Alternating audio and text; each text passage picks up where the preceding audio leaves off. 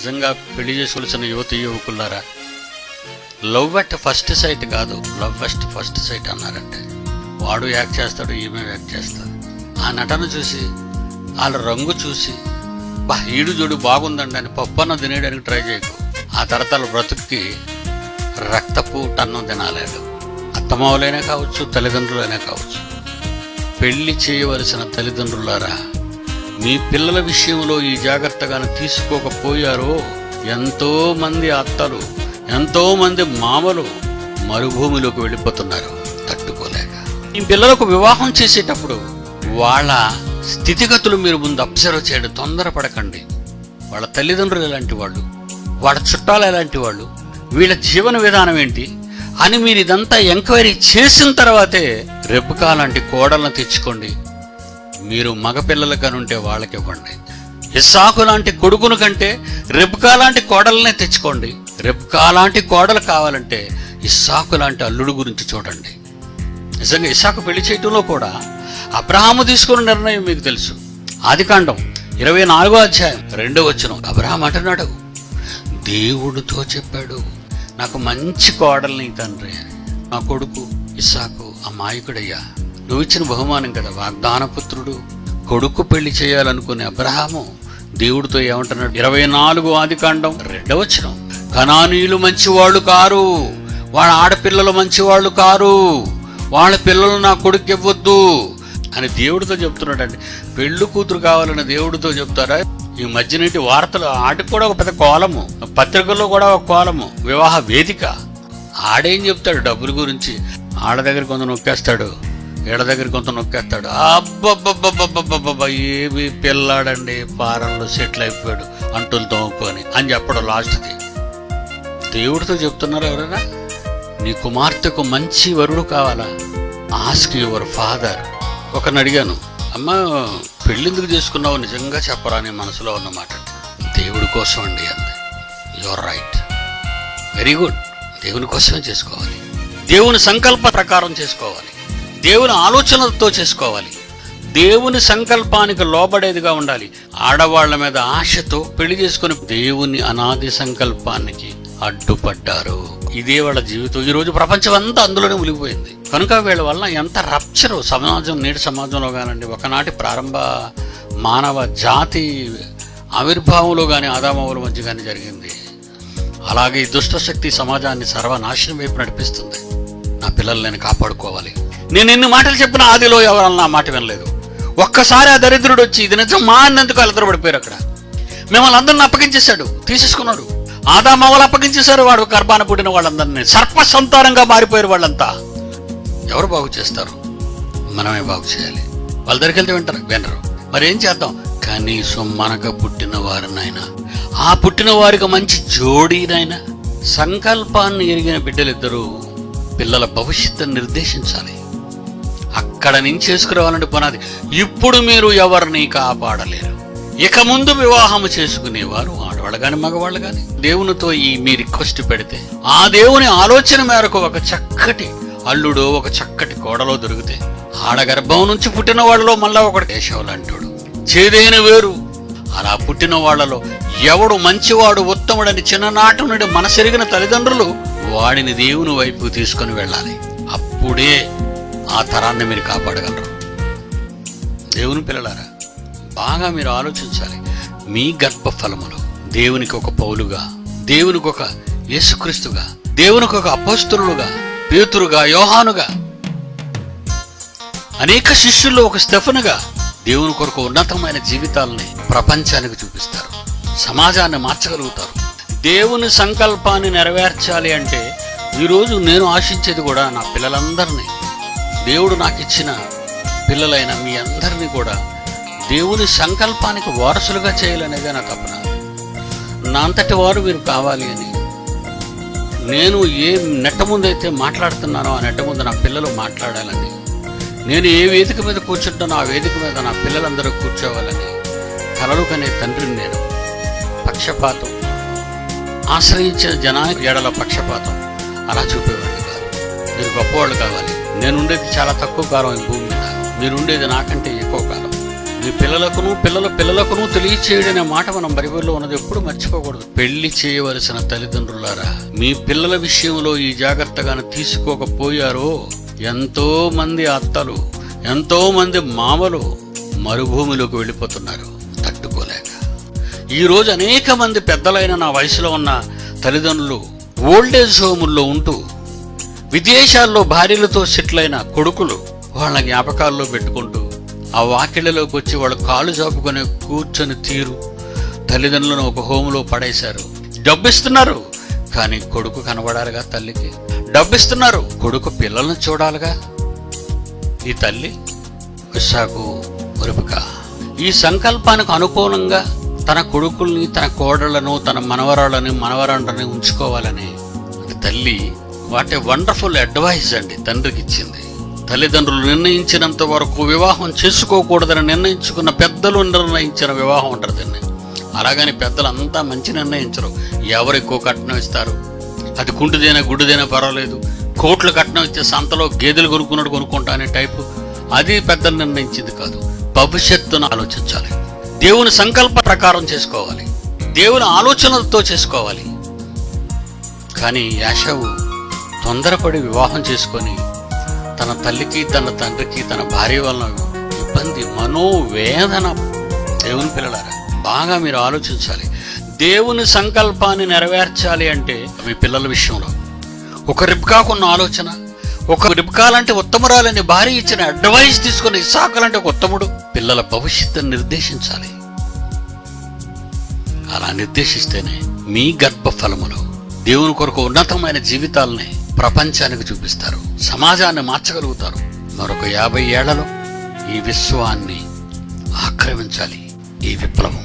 అప్పుడే దేవుని కుమారుల ప్రత్యక్షత భూమి మీద కనబడుతుంది. ఈరోజు మనం కనబడుతున్నాం, మీరు కనబడుతున్నారు. You're all the children of God. Heavenly father మీ తండ్రి.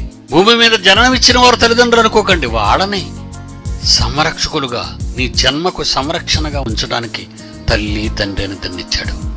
అతని కొరకు తన బిడ్డలు పెంచమని, ప్రకృతిని, పిల్లలందరినీ చూడమని ప్రకృతిని ఎలా పెట్టాడో, మీరు గర్భాన పడినప్పటి నుంచి దేవునికి అంకితమైనంత వరకు మీ బ్రతుకులను పండించమని తల్లిదండ్రుల్ని ఉపాధ్యాయులుగా, సంస్కర్తలుగా, అభ్యుదయవాదులుగా మీ పిల్లలు మార్చండి అని ఆయన తల్లిదండ్రులు మనకిచ్చాడే తప్ప నేను ప్రసన్నబాబుకు తండ్రిని కాదు, ప్రసన్నబాబు నాకు కొడుకు కాదు.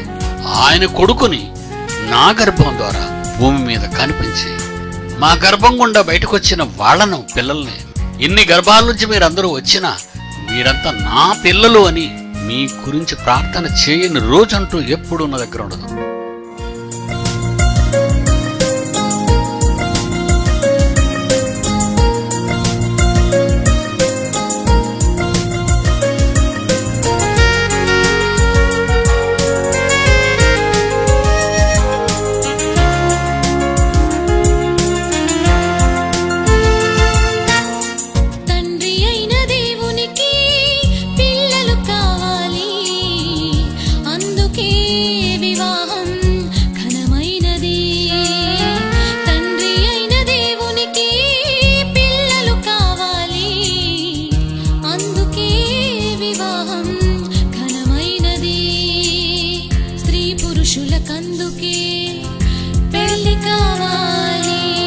స్త్రీ పురుషులకందుకే పెళ్లి కావాలి.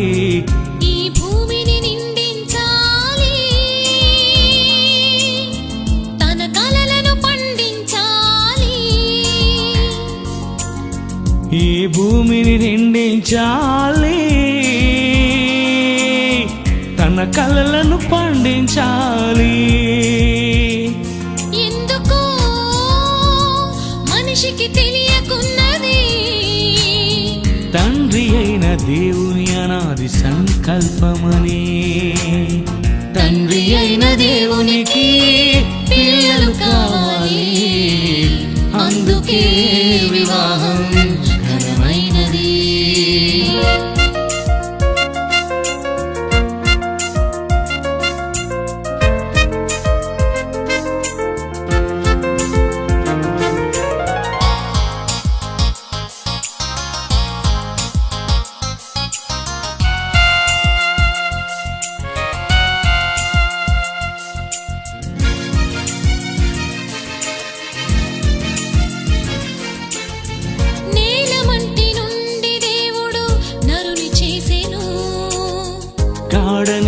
కలుగజేసి స్త్రీని తీసెను. నేల మంటి నుండి దేవుడు నరుని చేసెను. గాఢ నిద్ర కలుగజేసి స్త్రీని తీసెను. మీరు ఫలించి భూమిని నిండించి సృష్టినంత ఏలమని వారికిచ్చెను. మీరు ఫలించి భూమిని నిండించి సృష్టినంత ఏలమని వారికిచ్చెను.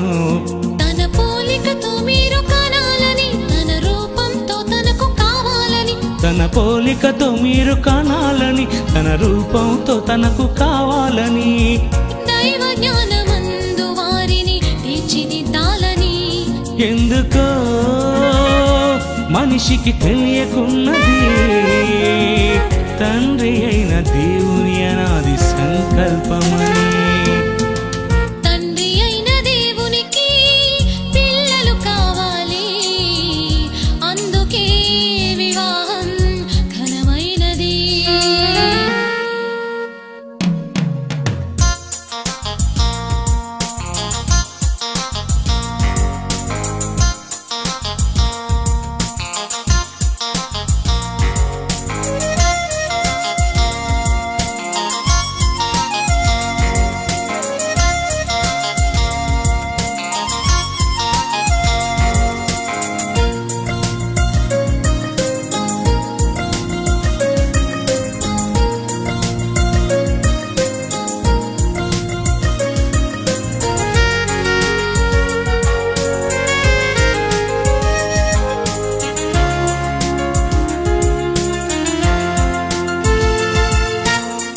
పెళ్లి అయిన వారికందరూ బహుమతులిస్తే గర్భఫలం దేవుడిచ్చు బహుమానమే.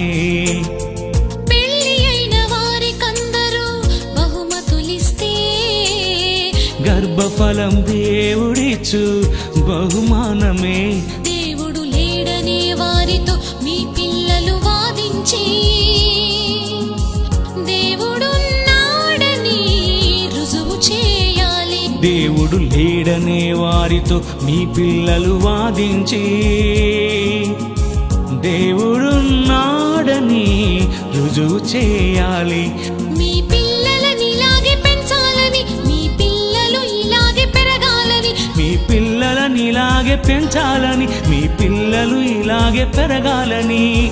తండ్రి గూర్చి తెలుపుటకే క్రీస్తు జన్మించెను.